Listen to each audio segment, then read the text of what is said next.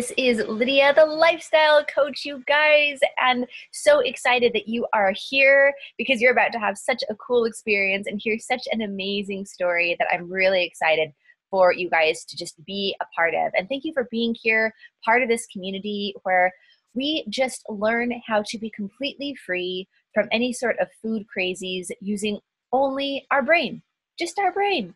And then we can be totally free. So many women who have struggled for so long are just, totally done. Just totally done.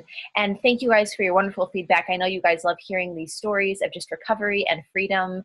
And we have another amazing one for you today. So we have Amy on the show today, and she's one of my alumni clients, and she's just had such a cool experience. She's so real and just has wonderful insight about these principles and has just been so coachable. And I'm so excited for you guys to get to know her and hear her story. So Amy, welcome to the show.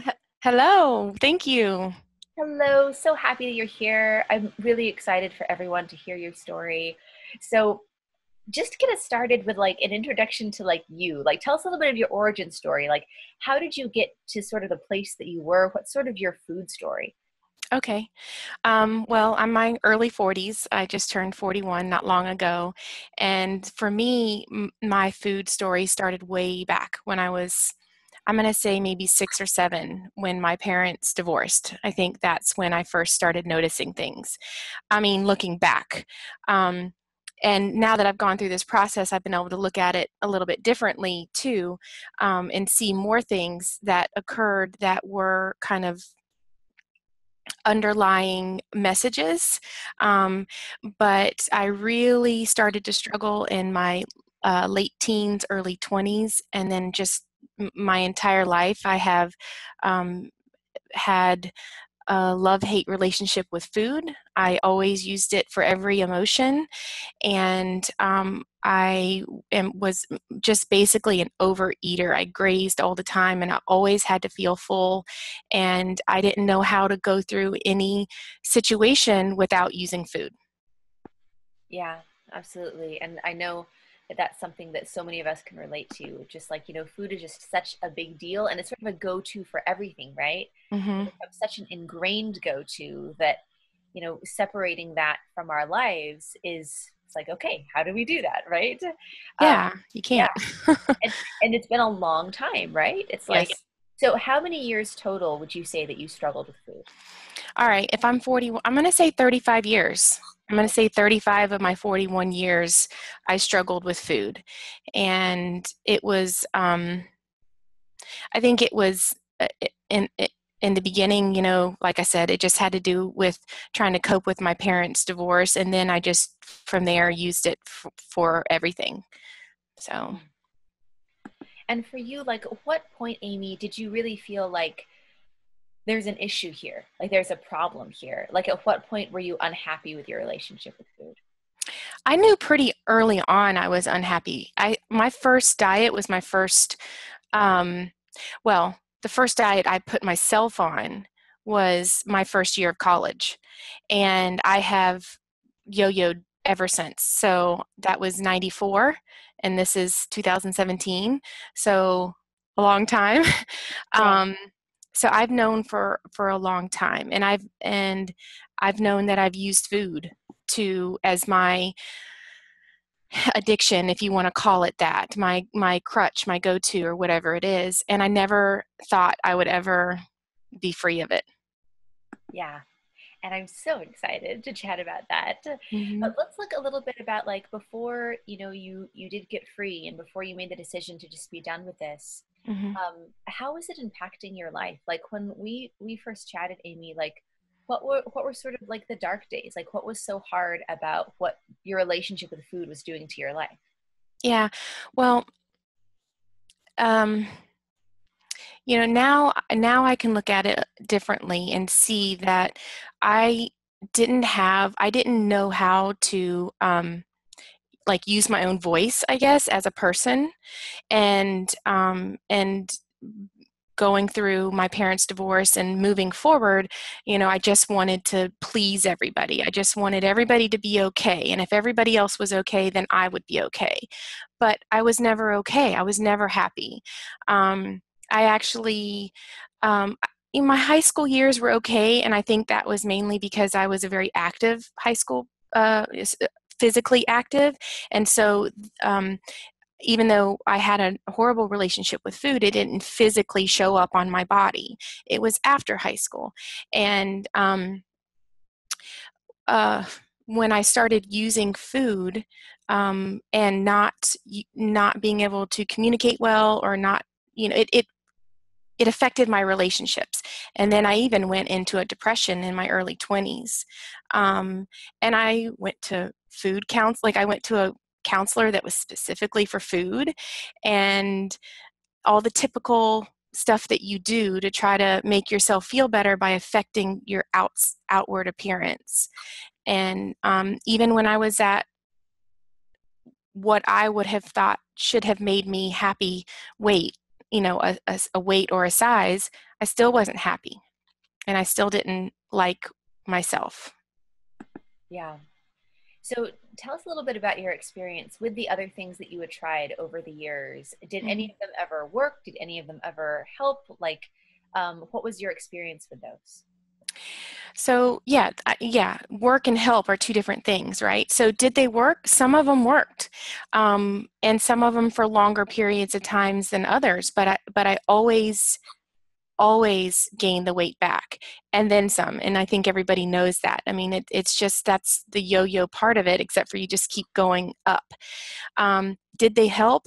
I don't think so. I think they hurt. I think every single diet I ever did, everything, I tried, the very first one I tried, it was like metabolic or something along those lines in high school. I don't even remember what it was, but I think I took a bunch of herbs and bunch of protein, and who knows what I did. And it worked, yes. Then I had a personal trainer, and I got very physically fit, followed his food guidelines, and it worked, yes, but it wasn't sustainable. I couldn't keep eating, 6 ounces of chicken breast and corn every day, or whatever it was I was eating. And then, of course, I tried Weight Watchers and some of the others, but the big, I don't know if I'm allowed to name them or not, but the biggest one that I tried that I think did the most damage to my body was one called Omni, and is where I took like some sort of drops that were supposed to satiate my appetite so I wasn't hungry. And it worked great. I lost a lot of weight, but I think I completely ruined my system, my metabolism. And the end result was I couldn't sustain it, and gradually started gaining weight back to the point where I wasn't really happy, because I was starving food wise, and that affects your brain. And then so when I did start eating again, where my brain might have felt a little bit better because I was giving it nutrition and my body had more energy, I didn't like what was happening on the outside. So then I wasn't happy again. So Yeah, like there's always that unhappiness that comes back, right? Like that fantasy of like, oh, once I get to this weight, then things will be better. And it's always a hollow promise. yeah, Yeah. I was never happy. Yeah. And for you, with the things that you had tried, like all the dieting, the counseling, like what do you feel was missing for you in those being like solutions to be done with this? Because I know you were trying so hard. Um, what was missing was that my mind was still always connected to food. When I decided to start this process, and I decided to share with my mom what I was doing, I had never talked to her before. Not really. I mean, she knew my struggles with weight. She knew that I was up and down. She knew I was an emotional eater, but I never talked with her about the thoughts that were in my head. And we call it chatter. Um, I never explained to her, or really anyone, what I was experiencing. And so when I started talking to her about it, she was surprised by the the chatter that was coming out, and really that self-hate that I had for myself, and um, the obsession with food everywhere, everything, every thought was connected to food in some way. I was always thinking about the next meal, even if I had just gotten done eating. So it sounds like your mental energy was just incredibly taken up by food.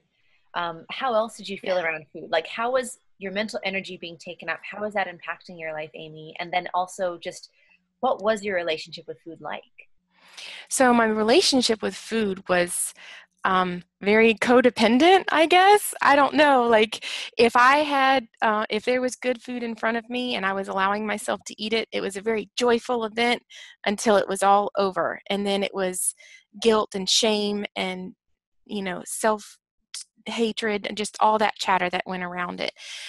If I didn't have food, then I was like idolizing it. What was the next thing I was going to eat and how great it was going to taste. Um, and so yeah, me and food had not a great relationship. You asked me a second question. I'm sorry, I don't remember. Oh, no, you're good. Like, just we were talking about the mental energy, Oh, like all of this sort of mental energy, like everything goes back to food. Like, how is that impacting you? oh yeah. Well, like I mentioned, my mind was always on food, and so the mental side of it, um, now being on the other side of it, I can see it very clearly. At the time, I didn't know that this is exactly how I was feeling and what I was going through, but there was so much thoughts about food. Whatever those thoughts were, whatever that chatter was, there was so much of that. I would say probably like 98% of my day was about food. And I tried to squeeze as much into that other 2% as I could to take care of my boys, to work, to be there for friends, whatever it is that I was trying to do, I was trying to squeeze into like 2% of my life. And it was always overrun by the thoughts of food, and I was exhausted all the time. There was no energy left for anything else, really, in a healthy way. Yeah. And I know how mentally and physically exhausting that can be to like, Mhm. you're trying to do all of your life and you're running on just so little capacity because it's like so much bandwidth is taken up by food stuff. And that's not an easy thing, Yeah, and especially after 35 years. That's a yeah. long time to be exhausted. And do it perfectly. I Yeah. mean, we talked a lot about that um, so everything that I was trying to do, I was trying to do it perfectly. And in the majority of my life, even though I still wanted to do things perfectly, I didn't have the energy to even get anywhere close to that. And I was failing at everything food wise. And so it was just a huge mess. Yeah. It's like that desire to do things perfectly. And because of your relationship with food, everything suffers. So you don't feel accomplished at anything. Right. Everything is just like, you know, so you're so spread thin. And yeah, oh, I know. I remember that exhaustion for sure. Hmm. Yeah.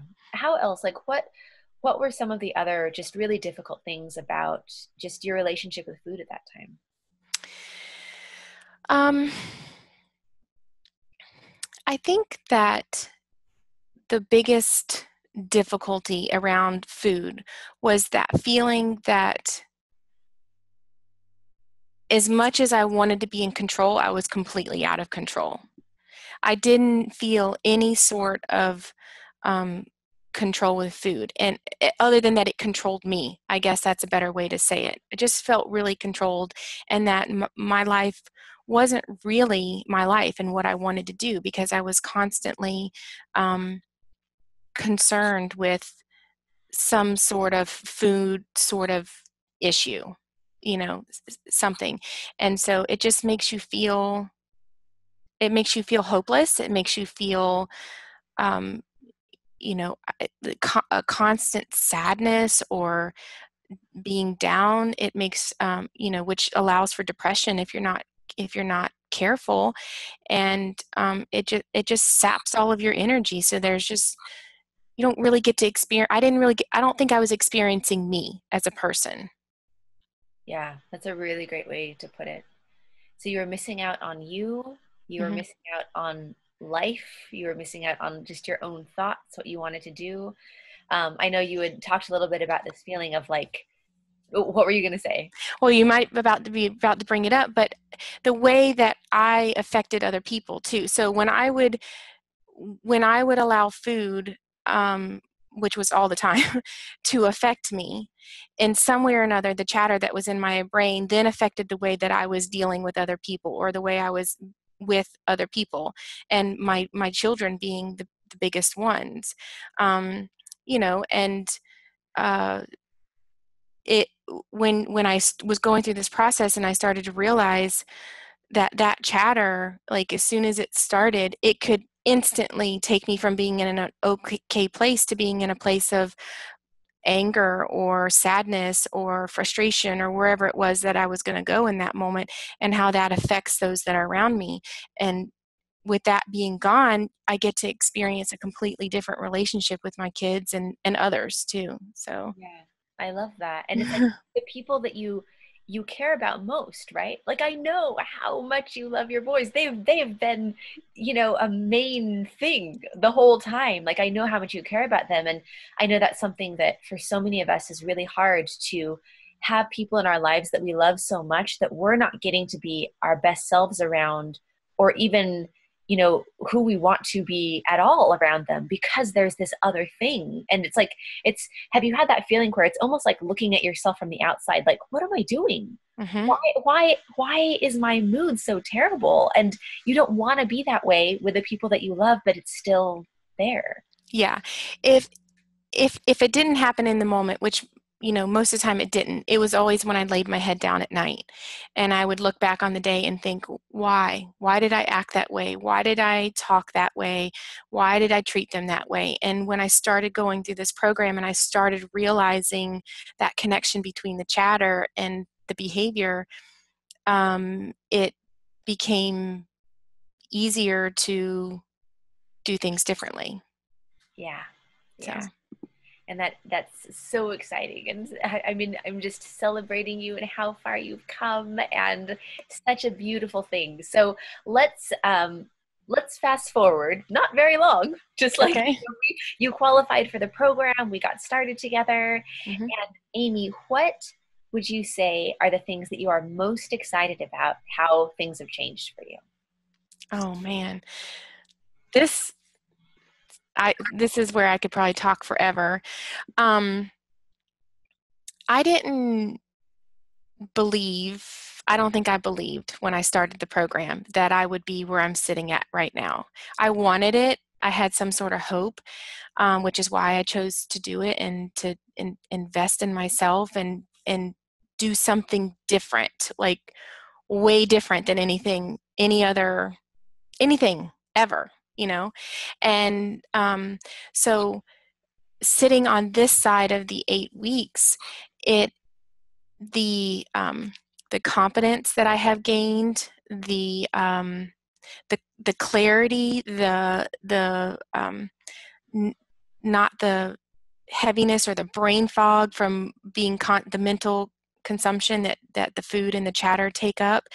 Um, all of those things, it's just amazing, and to be able to know that no matter what I do in my day, what foods I eat, what foods I don't eat, when I don't eat, it doesn't have to be all planned out. It doesn't have to be right or wrong. It is what it is, which is what I think it is for most people in the world. Or I don't know, maybe not most people, but it should be that way Probably. for most Yeah. people. Yeah. Yeah, Yeah, it's just not a big deal. right. It's just like, oh, you just eat throughout the day. It's And I've not so never big. understood that. Yeah, Yeah. I've never I think about my brother and my sister, and food is just food to them, but it wasn't to me. yeah, that is so awesome. So let's look at more just specifically with your relationship with food. So it sounds like it's just not a big deal. How else has your relationship changed with food?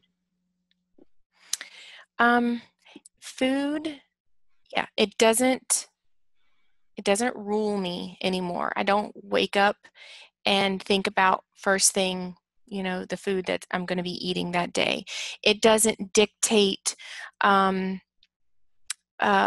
my day is going to go, or my weekend, if whatever I'm doing with my boys, or when they're not with me, which was a big thing.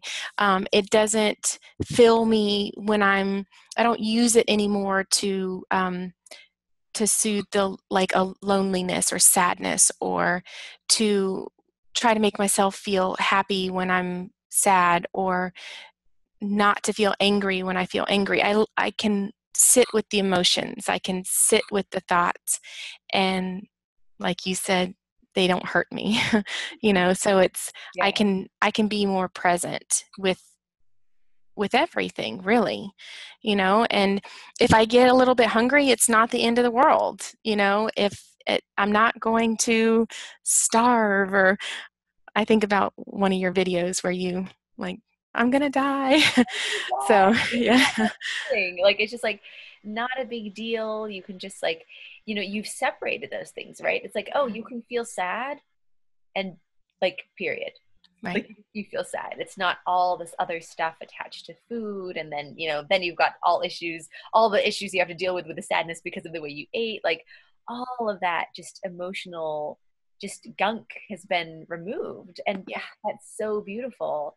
Love it. And like, because you have your brain back, Amy, because food is not a big deal, because you're not in like this, like you said, codependent relationship with food, like having that energy back, how has that changed things for you? Oh, I'm much more productive. I started noticing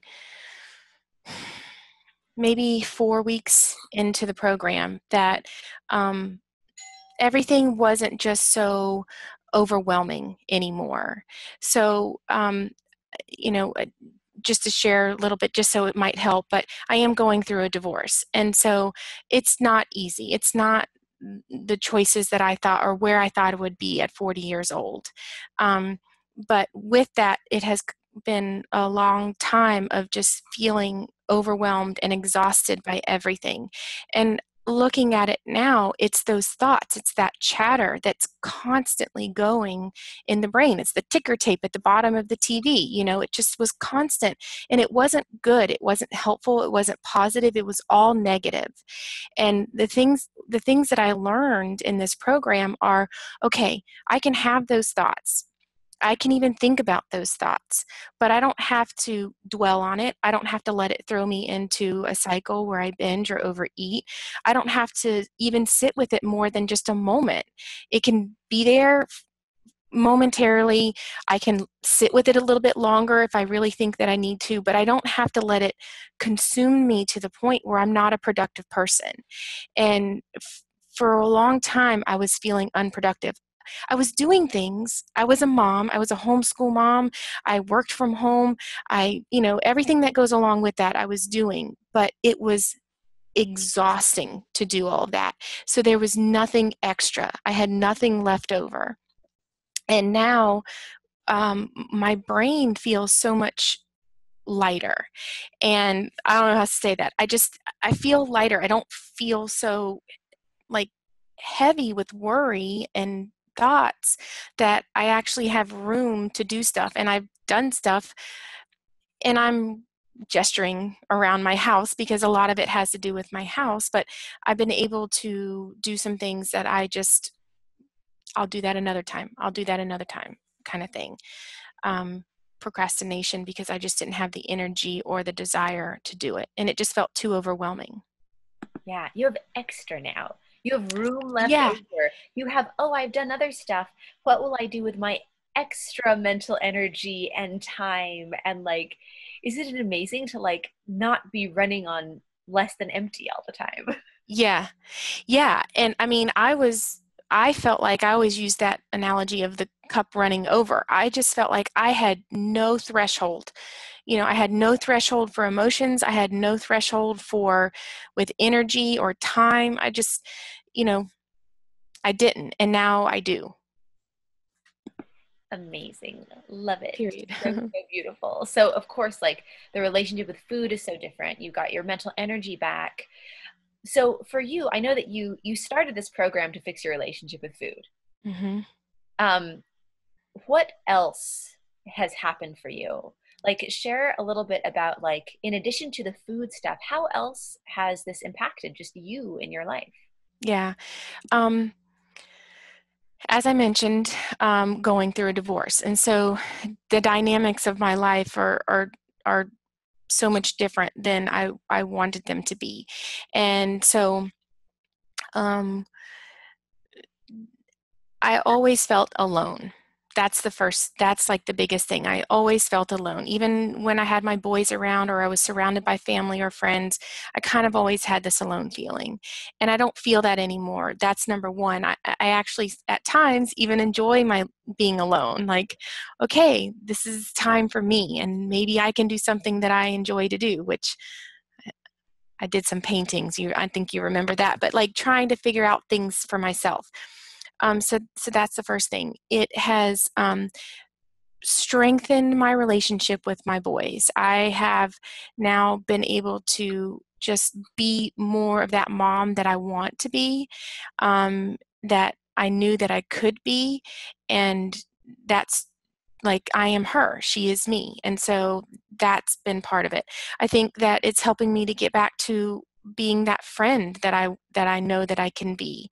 Um, and the biggest thing, which, this is very, very personal to me and probably would not relate to most people, but I'm getting to that point where I feel like I can be okay with my divorce and or even have an acceptance and then have forgiveness. And I don't think I ever thought that I would get to a place where I would be able to forgive in that for that situation. And that just having those thoughts alone are uplifting and freeing and exciting because if anybody has dealt with an emotionally difficult situation like that, you can very easily just feel like life will never be better, and um, and in this 8 weeks, I grew more in that area than I did in the almost 2 years before that, and really feel like it just because I took that risk to look at the food and listen to you and call out the chatter and it seems so simple, and yet it's been, when you look at it, it's like the roots of a tree and it's just spread, you know? Yeah, I love that analogy. That's beautiful. And, it's like, I totally get it. Like, it's like, yeah, we got to fix this thing with food, right? But what I get so excited about, like when I first talked to you, is just like, oh, and there's all this other stuff that you fix the thing with food, and that turns into like a practice round for being able to apply all of these principles to any part of life. And so Yeah, it's so cool to just see this transformation in all sorts of different areas. yeah. Yeah. Anything else that comes to mind for you? I mean, I know there's a lot of stuff, but like, just what's on your heart for wanting to share about how you feel differently on this side, what you're excited about, what changes you've seen and where you're at now. Well, I think one of the best things about the program is that you literally teach us to do for ourselves, right? I mean, you gave us the tools, and having that is empowering. And it, once you do the practice and you start practicing and you start getting it and you start getting there, it just seems like it opens up doors. And so whereas my life in particular felt very closed and, like there were no doors open, I now feel like I have my life ahead of me, and I don't know that I ever felt like that. Even at 18 years old and going off to college, I don't know that I felt that way. And so it's just it's such an amazing feeling. And I can't, it's hard to explain. I just wish that I could like open up my brain and show you. Um, but trusting in you and your program has been the best thing that I ever did. And I don't regret it one bit. That's That is so beautiful. I love that, Amy. And I am so thrilled and happy for you. Like, this is what it's all about. I mean, there are so many women who felt that exact same way that aren't free yet, you know? Like, there's so much to do. I know I'm getting on a little tangent here, but like, there's so much to do. And like you said, like, you feel so amazing. And I love seeing that. And it's just like another one of us that gets to be free. I just want Mhm. everyone to be free, you know? Yeah. Like, yeah. And knowing on the other side of this, I mean, really what it all comes down to is a decision. It's a decision. And Yeah. you were faced with that decision, you know, before the program. So Hmm. for you, like, what fears came up for you? Like when you were first, you know, deciding, like once you were qualified for the program and I invited you a spot, invited you to have a spot in the program, like what fears came up for you? What were you skeptical about anything? Sort of tell us about what you were feeling at that time. Failure. One word describes it all. I had everything else that I've ever done, I failed. And one of the things that, you shared was that, that you can't, if like bandwagon, if you set a bandwagon, then you're going to fall off. But this program, that you don't do that. There are no bandwagons. So there is no failure. And so as long as I listened and practiced, then I was going to get there. Whatever that time frame may be, I was going to get there. I never would have guessed that I would have gotten there in the 8 weeks time. But I was absolutely afraid that I would fail.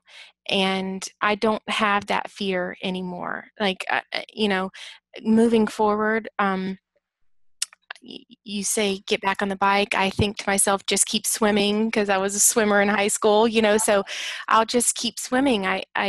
I know what I need to know. And the fear of failure is no longer there. That is beautiful. I love that. And you know, before you had started and when you had that fear of failure, like why did you decide to move forward anyway?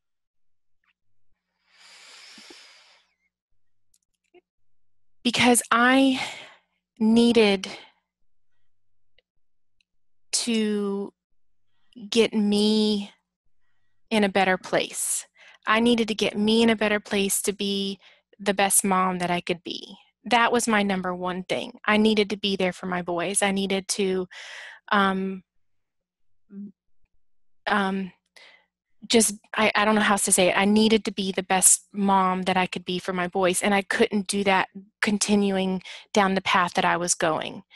I'm a firm believer in counseling, and I've done my fair share of counseling, but I haven't ever experienced the success in counseling the way I experienced it in this program.